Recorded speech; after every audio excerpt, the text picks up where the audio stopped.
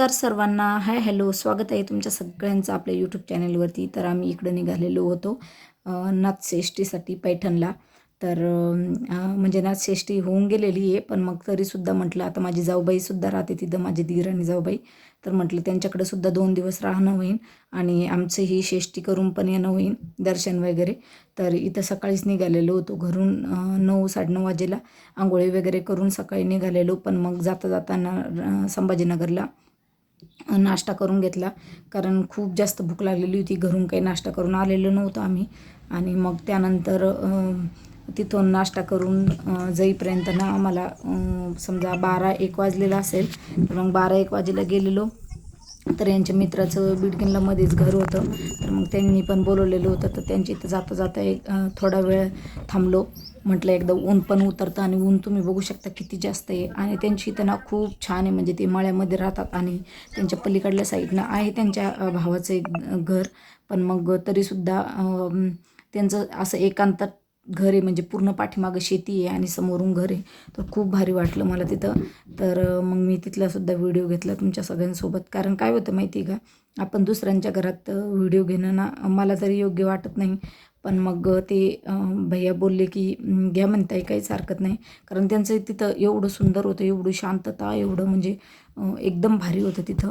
म्हणून मग म्हटलं छान असं घ्यावा एक व्हिडिओ. आणि एवढी सावली ना त्यांच्या इथं, झाडं खूप जास्त आहे आणि मग त्या झाडाचा थंडावा इतकं भारी ना. आम्ही उन्हातून आलो तर खूप भारी वाटलं आम्हाला तिथं थांबून. म्हणून म्हटलं झाडं ते आजूबाजूनं लावलेली होती, म्हटलं छानसा असा एक व्हिडिओ घेऊया. तर हे बघू शकता तुम्ही, ते बकरा चारायला गेलेली होती पाठीमागं शेतामध्ये. कारण काय शेतीवाले ना तर थोडंफार कामं असतातच त्यांना, शेतीतले कामं किती जरी हे म्हटलं तर आता थोडे कामं निवांत झालेली होती. त्यांना पाणी भरपूर आहे, पण मग तरीसुद्धा जनावरं चारायला शेतामध्ये त्यांना घेऊन जावंच लागतं. तसंच मग म्हटलं बाहेरचा व्हिडिओ घेतला तर ते म्हटले मधला पण घ्या.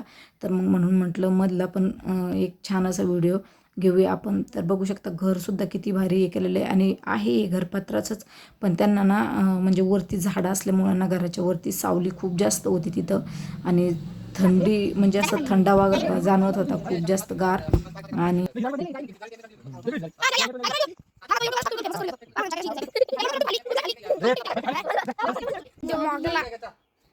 मोगली काय बोलायला हॅलो गाईज करे हॅलो गाईज खाली गेला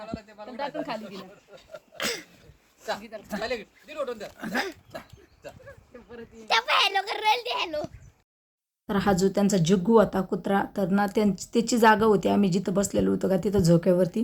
तर आम्ही 4-4 वेळेस त्याला खाली काढून जरी दिलं ना तरी तो म्हणत होता आम्हाला, उठा तिथून, तुम्ही आमच्या जागेवर बसलेले, माझ्या जागेवर बसलेले म्हणून तो काढून देत होता खाली. तर पोरांसोबत ते एवढी जास्त मस्ती करत होता. आणि अगोदर आम्ही आलो ना त्यावेळेस एवढा जास्त भुकत होता आम्हाला. आणि त्यानंतर मग आता बघू शकता तुम्ही, चांगली मस्ती करायला लागलेला होता. त्यानंतर आम्ही तिथून लगेच निघालो आणि पैठणमध्ये गेलो. तर रात्रीचे जेवण वगैरे झाले, आणि जेवण वगैरे झाल्याच्या नंतर मग आम्ही याला निघालेलो होतो दर्शनासाठी. तर तुम्ही बघू शकता यात्रेमध्ये खूप जास्त गर्दी होती. जाता वेळेससुद्धा ना वारकरी लावलेली अशी बसस्टँड वगैरे, बसस्टँडवरती सगळीकडंच एकदम छान असं भारी वाटतंय तिथं. आणि गेल्याच्या नंतर बघू शकता आतमध्ये किती जास्त गर्दी होती. एवढ्या जास्त गर्दीमध्ये ना खरोखर लेकरांना खूप जास्त सांभाळावं लागतं. आणि रात्रीचं तर माझे दीर आणि आमचे घरचे म्हणत होते रात्रीचं नको येत जायला, कारण खूप जास्त गर्दी आहे आता सध्या तरी. कारण वारकरी लोक तिथंच थांबतात ना, त्यामुळं मग जास्त गर्दी असते. तर ते म्हणत होते रात्रीच्या लेकरांना घेऊन जाणं म्हणजे काही हे नाही, कारण खूप सांभाळावं लागतं म्हणून. पण आम्हाला दुसऱ्या दिवशीच ना वापस जायचं होतं, म्हणून म्हटलं आता डॅमवरती जाणं आणि दर्शन हे दोन्ही दिवसात, एकाच दिवसात दोन्ही नाही होणार, कारण घरी जेवणं वगैरे करायचं असतं, कारण ऊन खूप असतं. आणि मग त्यामुळं. आणि इथं बघू शकता तुम्ही, इथं वारकरी झोपलेले असते आतमध्ये, आणि साईडनं दोन्ही पण दुकानं लावलेले आहे. तर इथं खूप जास्त महाग आहे, काही म्हणजे अशी खरेदी करण्याच्या याच्यामध्येच नसतं, कारण यात्रेमध्ये खूपच जास्त महाग असते कुठली पण वस्तू. पण तरीसुद्धा थोडंफार आपण बघतो आणि घेतो. तर खूप जास्त टाईम गेला आम्हाला घरी जायला, 11:30 ते 12 वाजले होते त्या दिवशी.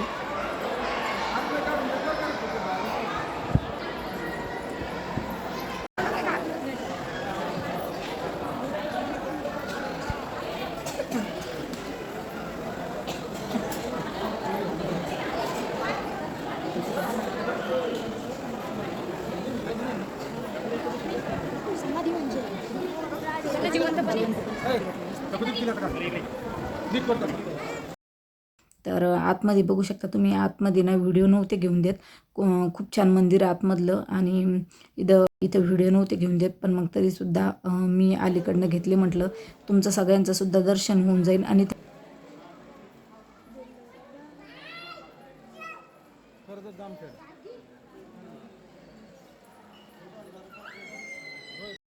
इथं ना खूप भारी वाटतं एकदम. मंदिरामध्ये आल्याच्या नंतर खूप स्वच्छता आणि खूप भारी. इथं आतमध्ये आलं ना तर एवढं भारी वाटतं की असं वाटतं इथून बाहेर निघावंच ना.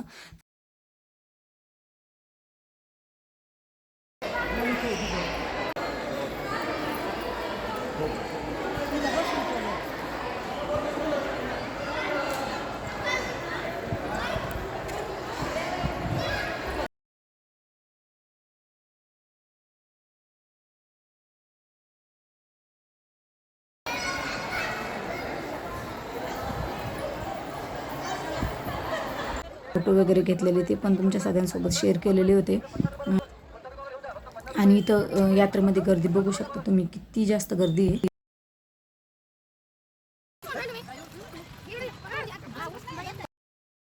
त्यानंतर आम्ही त्या दिवशी ना यात्रेमध्ये खूप जास्त फिरलो, आणि यात्रेमध्ये काही मोबाईलवरती काढलेला नव्हता, कारण खूप जास्त गर्दी होती. त्यामुळं मग मोबाईल यांच्याजवळ देऊन ही घरी गेलेले होते, आणि आम्ही नंतर गेलेलो होतो. तर त्यामुळं ना खूप जास्त फिरलो, आणि मोबाईलमध्ये ठेवून त्यांच्याकडे दिलेला होता, त्यामुळं मग काही शूट घेता आलेला नव्हता.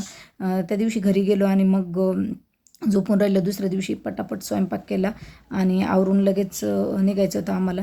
इकडं डॅमवरती यायचं होतं, तर मग त्यामुळं लवकरात लवकर निघालेलो होतो.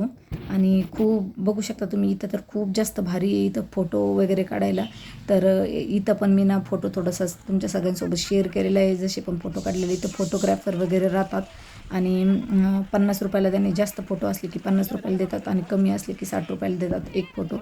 तर आम्ही फोटो वगैरे काढलेले होते. आणि इथं बघू शकता तुम्ही, इथं नदीमध्ये आंघोळी करतात लोक खूप जास्त. आता खाली ना आंघोळी करत होते लोक, त्यामुळं म्हणा मी त्यांच्यासोबत म्हणजे सगळा व्हिडिओ शेअर नाही केलेला तुमच्या सगळ्यांसोबत, पण जेवढा पण मला घेता येईल तेवढा घेतला. तर डॅमवरती आम्ही रिक्षाने गेलेलो होतो. त्यानंतर मग आम्ही घरी गेलो. घरी जाऊन चहा वगैरे घेतली. मग त्यानंतर आम्हाला निघायचं होतं संभाजीनगरला येण्यासाठी. तर होतो, पण मग मध्येच संभाजीनगर जवळ आल्याच्या नंतर मग थोडासा नाश्ता केला, तिथं वडापाव वगैरे खाल्लं थोडंसं, आणि मग संभाजीनगरला निघालेलो होतो.